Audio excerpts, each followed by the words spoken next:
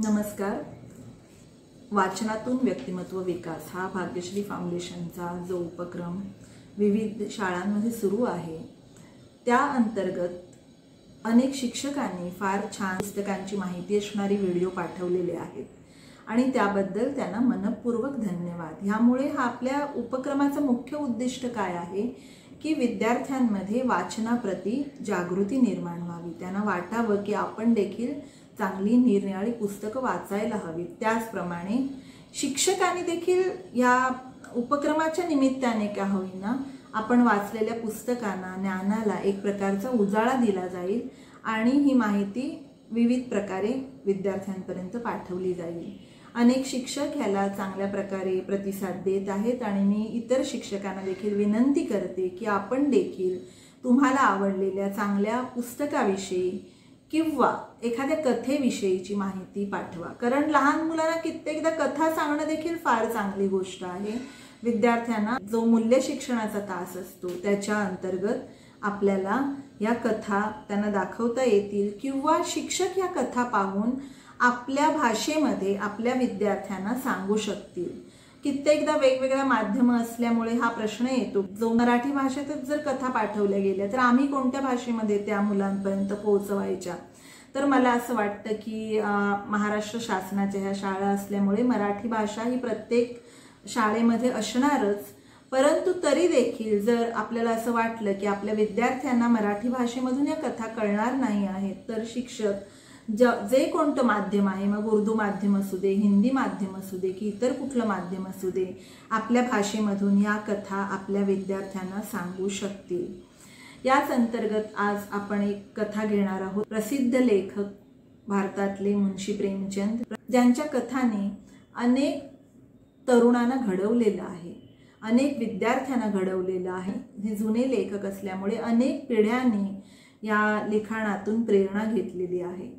तर ईदगाह ही यांची कथा आहे आणि ह्याला हमीद का चिमटा असं देखील म्हटलं जातं. पाठ्यपुस्तकात देखील पूर्वी ही कथा होती आणि ही कथा अशी आहे थोडक्यात.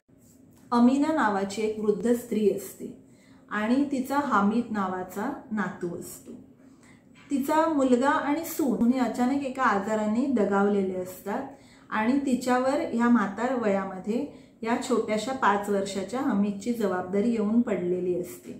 आणि अशामध्येच ईद हा सण येतो आणि हा केवढा तरी मोठा सण आहे आणि त्यावेळेला तिच्याकडे आपल्या नातवाला देण्यासाठी काहीही नसतं. सगळी मुलं त्या दिवशी नमाज पढण्यासाठी मोठ्या मस्जिदमध्ये जाणार असतात आणि तेव्हा हमीद देखील उत्साहाने त्यांच्याबरोबर जाणार असतो. त्याला जायचं असतं सगळ्यांबरोबर, परंतु सगळी आजीच्या मनात तेव्हा विचार येत असतात की सगळी मुलं त्यांचे वडील आहेत, त्यांना ते पैसे देतील, 2-4 आणे ते खर्च करू शकतील. पूर्वीच्या काळातली ही कथा आहे. पण हमीदला द्यायला तिच्याकडे काहीही नसतं. कसं बसं जमा केलेले 3 पैसे ती हमीदला देते. इतर मुलांबरोबर हा छोटासा हमीद जायला निघतो आणि जाताना वाटेतला अनेक प्रसंग दिला आहे. मुलं काय काय बघतात, निसर्ग. पहिल्यांदाच ते मोठ्या शहरात हमीद जात असतो. त्यांनी कधीच शहर बघितलं नसतं. ग्रामीण भागामध्ये ते राहत असतात आणि बाजूच्याच एका तालुक्याच्या ठिकाणच्या छोट्या शहरामध्ये ते जात असतात. तिथेच त्यांची मस्जिद असते आणि तिथे नमाज पढायचा असतो ईद निमित्त. तर जात असताना काय होतं, वाटेत मुलांच्या बऱ्याच गप्पा चालल्या असतात. पुढे शहर आल्यावर विविध दुकानं त्यांना दिसायला लागतात आणि कुणाचे वडील बरोबर असतात, कुणी त्यांना पैसे चांगल्या प्रकारे दिलेले असतात आई वडिलांनी त्यांच्याकडे. तर मुलं छानपैकी वेगवेगळा खाऊ खातात. कोणी गुलाबजाम खातं, कोणी रेवडी खातं, कोणी खेळणी विकत घेतात मातीच्या खेळण्यांचं एक दुकान दिसतं आणि कोणी पोलीस विकत घेतो, कोणी वकील विकत घेतो. अशी मातीची वेगवेगळी खेळणी, वाजवण्याची काही वाद्य, असं वेगळं वेगळं घेतात. आणि हमीदला पण खूप इच्छा होत असते, परंतु तो ते पैसे जपून ठेवतो. एखादी गोष्ट तो नक्कीच घेऊ शकला असता. त्याच्या मनात देखील येतं की अरे माझे मित्र असून देखील कोणीच मला खाण्याविषयी विचारत नाही, एकटे एकटे सगळे खात आहेत.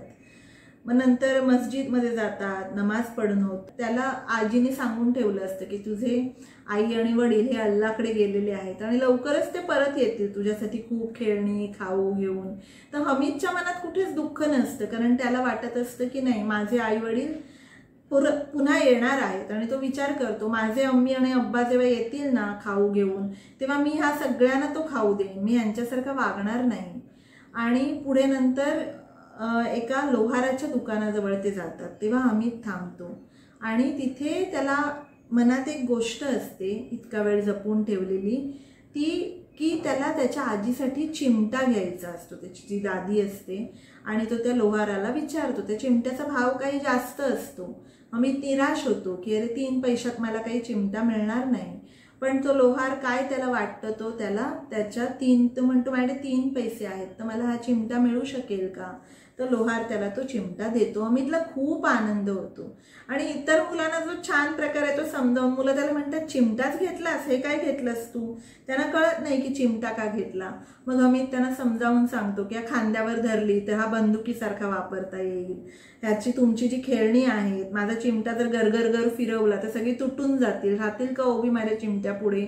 मग सगळ्या मुलांना एक सुप्त आकर्षण वाटायला लागतं. अमितची ती हातोटी आहे की तो जे काही त्याला मनात आलं असतं खाण्याविषयीची भावना किंवा खेळण्यांना हातात घेण्याविषयीची भावना, त्यावर तो कुठेतरी मात करतो आजीच्या प्रेमाने की नाही मला आजीला माझ्या भेट द्यायची आहे, तिचा हात जळता कामा नये. आणि तेव्हा या मुलांना आकर्षण वाटायला लागतं त्या चिमट्याचं आणि प्रत्येकजण त्याला सांगतो की माझ्या खेळण्याबरोबर बदलतोस का. तर हमीद म्हणतो नाही नाही मला नको, मला माझा चिमटाच हवाय. आणि मग येताना काय होतं, इतकी मुलं म्हणजे खुश झालेली असतात हमीदवर, त्यांनी काय घेतलं मस्त खेळणं आणि प्रत्येक जण हातात घेऊन तो बघतो मला देशील का बघायला, मला देशील का बघायला. तर हमीद प्रत्येकाला तो हातात घ्यायला देतो आणि त्या बदल्यात मुलं देखील त्यांची खेळणी सगळी हमीदला हातात घ्यायला देतात. त्याला देखील ती खेळणी एकदा हातात, जी त्याची इच्छा असते की एकदा तरी हातात घेऊन बघावं, तर ती खेळणी त्याला देखील हातात घेऊन बघता येतात. आणि येताना त्याचा महमूद म्हणून मित्र असतो, त्याचे वडील त्याला केळी घेऊन देतात, तेव्हा तो अमितला पण ती केळी खायला देतो. जाताना कोणी त्याला दिलेलं नसतं, प्रत्येकजण आपल्याच विचारात असतो. आणि हमीद घरी येतो, इतर मुलं घरी जातात तेव्हा त्यांची काही भावंडांबरोबर भांडणं होतात, कोणाचं खेळणं तुटतं, कोणाचं काय होतं, रडारड होते घरी, इतक्या पैशाला का आणलं असं कधी अम्मी त्यांना ओरडते काही जणांना. आणि हमीद घरी येतो तेव्हा त्याची जी दादी असते अमीना, ती त्याला ओरडते, अरे 3 पैशाचा चिमटा आणलास तू, मग तू काही खाल्लंच नाही सकाळपासून, उन्हा तानात एवढं चालत गेलास, काय केलं, कशाला हा चिमटा आणला. तिला कळत नाही की काय आणलं या मुलाने, कशाला. तर तेव्हा तो हळूच म्हणतो, दादी तुझा हात भाजतो ना त्याला रोटी सेकताना, तर म्हणून मी हा चिमटा आणलाय. तेव्हा ती बघतच राहते की अरे किती त्याग आहे या मुलामध्ये. इतर मुलं खाताना याला सरबत प्यावंसं किंवा रेवडी खावीशी वाटली नाही, किती संयम आहे, किती सद्भावना आहे याच्या मनामध्ये. आणि हाच तर ईदचा उद्देश आहे ना, की ह्या दिवशी जेव्हा आपण नमाज पडतो तेव्हा ही सद्भावना आपल्या मनात यावी. आणि जी या मुलाच्या मनात आहे, ज्या सद्भावनेमुळे ह्याच्यावर अल्लाची कृपा नेहमी राहील. आणि अगदी लहान मुलासारखी ती रडवेली होते आणि हमीदला जवळ घेते. आणि हमीद त्या दिवशी खूप मोठा होतो, 5 वर्षाचा. त्याला एक जबाबदारीची जाणीव तयार होते मनामध्ये. तर अशी ही मुंशी प्रेमचंद यांनी सांगितलेली छोट्या हमीदची कथा. अशाच प्रकारे शिक्षकांना मी विनंती करते, कुठल्याही माध्यमातील शिक्षक असू देत मग ते, त्यांनी विविध कथा ज्या तुम्हाला माहीत आहेत, वाचलेल्या आहेत किंवा वाचा किंवा पुस्तकं याविषयीची माहिती हिंदी भाषेतून किंवा मराठी भाषेतून आपल्यापर्यंत येऊ दे आणि ती आपल्याला इतर शाळांमध्ये पाठवता येईल. अनेक विद्यार्थ्यांना तुमच्या या कथांमधून बोध मिळेल. धन्यवाद.